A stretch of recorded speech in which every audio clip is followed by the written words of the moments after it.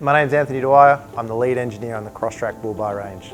We wanted to design a bar that integrated into the vehicle, that looked tough and rugged, that was easy to fit and had serviceable components. It's a full steel bull bar, so mild steel on the outside, mild steel brackets, welded, everything's powder coated in a textured matte black powder coat. We wanted to make sure it's possible to paint the wings and the returns, so what you can do is easily take those off, get those painted. That also means if you have any damage to those parts, you can easily replace just that piece, not the whole bar.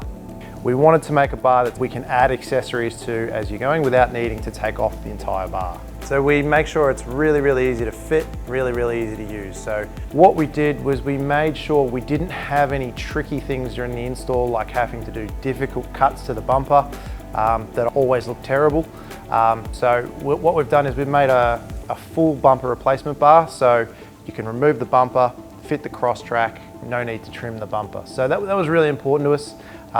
We've also made sure that all of our connections for things like the fog lamps that are provided, they're plug and play. You unplug the old one on the bumper, plug in our new one.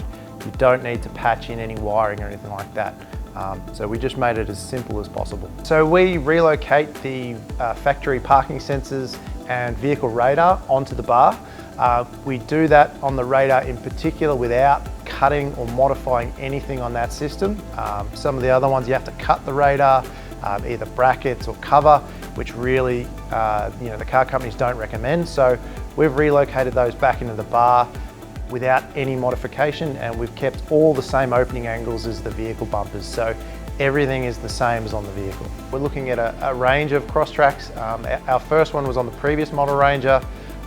We've got next Hilux coming, and also potentially the new Amarok, which we're just waiting to see a vehicle on and then get going from there. So I think we're starting down this path, and we're all really excited about how well this particular bar turned out and the ones that are coming in the pipeline.